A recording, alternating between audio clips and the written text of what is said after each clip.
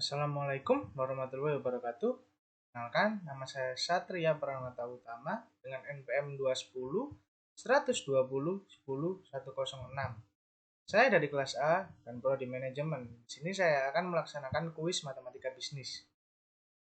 Ada 5 materi yang akan saya sampaikan, yaitu fungsi permintaan dan penawaran, lalu surplus konsumen, surplus produsen, surplus total, serta fungsi penerimaan.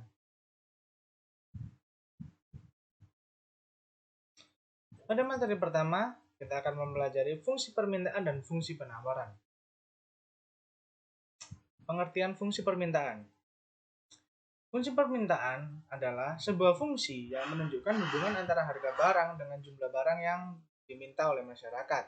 Sedangkan fungsi penawaran adalah hubungan antara harga barang atau jasa yang ada di pasar dengan kuantitas penawaran yang ditawarkan oleh seorang produsen.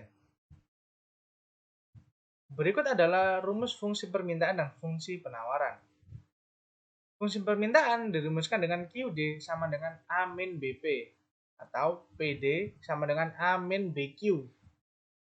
Dengan QD sama dengan kuantitas permintaan, P sama dengan harga, A sama dengan konstanta, dan B sama dengan gradien.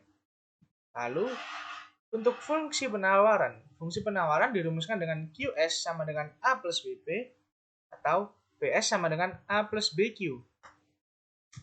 Dengan QS sama dengan kuantitas penawaran, P sama dengan harga, A sama dengan konstanta, B sama dengan gradien.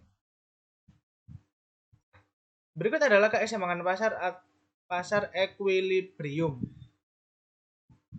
Keseimbangan pasar ekuilibrium terjadi pada perpotongan titik QS dan QD atau fungsi permintaan dan fungsi penawaran. Dengan begitu, maka terciptalah rumus QD sama dengan QS. Lalu kita lanjut untuk ke contoh kasus. Fungsi permintaan suatu barang ditunjukkan dengan persamaan QD sama dengan 20 min P. Dan fungsi penawarannya QS sama dengan min 15 plus 2,5 P. Pertanyaannya, berapa harga dan kuantitas keseimbangan yang tercipta di pasar, serta gambarlah grafik ekuilibriumnya. Karena kita mengetahui QD dan QS-nya, maka kita menggunakan cara QD sama dengan QS. 20 min P sama dengan min 15 ditambah 2,5 P. Lalu, untuk yang ada P-nya kita taruh pada sisi kiri. Maka, min P min 2,5 P sama dengan min 15 min 20. Min 0,35 P sama dengan min 35. Maka P sama dengan 10. Lalu, kita substitusikan pada fungsi permintaan, yaitu Q sama dengan 20 min P. Karena kita substitusikan, maka kita mempunyai nilai P. Maka Q sama dengan 20 min 10. Dan Q sama dengan 10. Dengan begitu, ekuilibrium terjadi pada harga 10 dan kuantitas 10. Berikut adalah grafiknya. Untuk membuat grafik, kita harus menentukan kurva permintaan. Dan kita mengenolkan P-nya. QD sama dengan 20 min P. QD sama dengan 20 min 0 karena P-nya kita nolkan. Maka hasilnya QD sama dengan 20. Lalu, untuk kurva penawaran, kita akan mengenalkan Q-nya. QS sama dengan min 15 plus 2,5 P. Karena Q-nya kita nolkan, maka 0 sama dengan min 15 plus 2,5 P. P sama dengan 15 dibagi 2,5 sama dengan 6. Untuk grafik, berikut adalah grafiknya. Titik perpotongan terjadi pada PE10 dan QE10. Yang kedua adalah surplus konsumen. Surplus konsumen atau CS adalah selisih antara jumlah yang rela dibayar oleh konsumen dengan jumlah yang sebenarnya dibayar oleh konsumen. Surplus konsumen berada di bawah kurva permintaan dan di atas garis harga real. Untuk pada grafik, Pmax sama dengan harga maksimum dan PR sama dengan harga real. Lalu QR sama dengan kuantitas real. Untuk mencari CS, kita menggunakan rumus luas segitiga atau setengah kali alas kali tinggi. Berikut adalah contoh kasusnya. Fungsi permintaan dari sebuah produk adalah PD sama dengan 120 min 4Q. Hitunglah besarnya surplus konsumen dan gambarlah grafiknya. Jika harga pasar 80 per unit.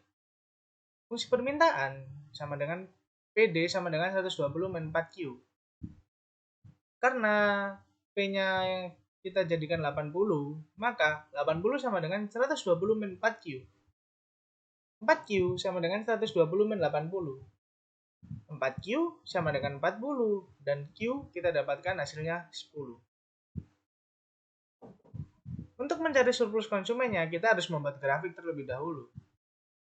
Titik potong sumbu Q dan kita mengenalkan P-nya. 0 sama dengan 120 min 4Q. Mengapa 0? Karena kita mengenalkan P-nya. Lalu 4Q sama dengan 120 dan Q sama dengan 30.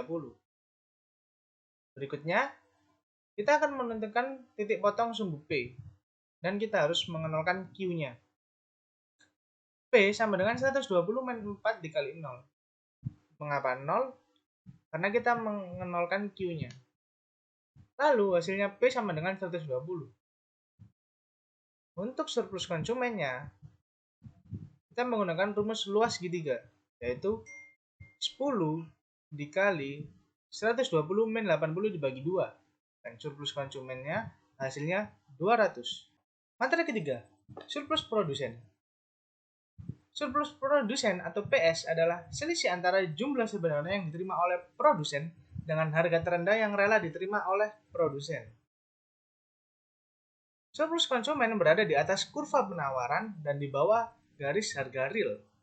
Pada grafik, P-min berarti harga minimum dan PR berarti harga real. QR berarti kuantitas real. Rumus PS sama dengan rumus CS, yaitu luas segitiga atau setengah kali alas kali tinggi. Kita akan masuk kepada contoh kasus.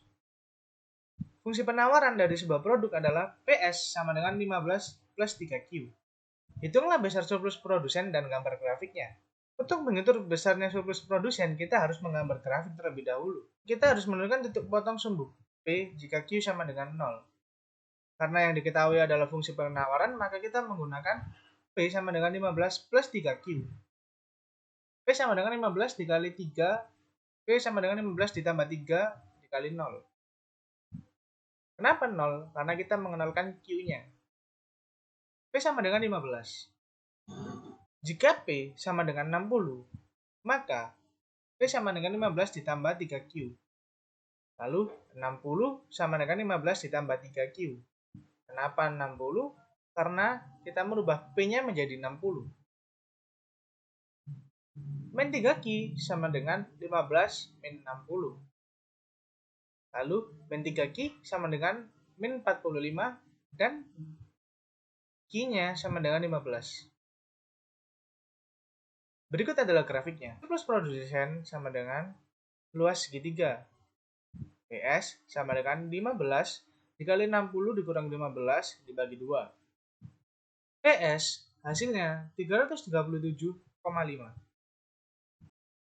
Lalu materi keempat yaitu surplus total. Surplus total adalah jumlah antara surplus konsumen dan surplus produsen. Maka rumusnya adalah TS sama dengan CS plus PS. Dengan TS sama dengan surplus total, CS sama dengan surplus konsumen, PS sama dengan surplus produsen. Surplus total pada grafik akan ditemukan apabila perpotongan sumbu QS dan QD.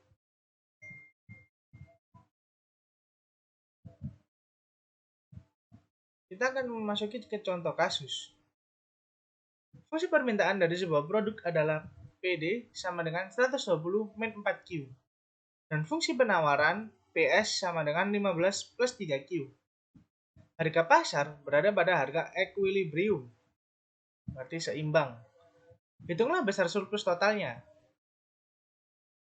PD sama dengan PS, berarti 120 min 4Q sama dengan 15 plus 3Q. Kita kelompokkan Q-nya. Jadi, min 4Q min 3Q sama dengan 15 dikurang 15 min 120. Min 7Q sama dengan min 105 dan Q sama dengan 15. Lalu kita substitusikan nilai Q-nya pada fungsi penawaran. Maka P sama dengan 15 ditambah 3 dikali 15. Hasilnya sama dengan P sama dengan 60. Jadi, titik koordinat equilibrium berada pada 15,60.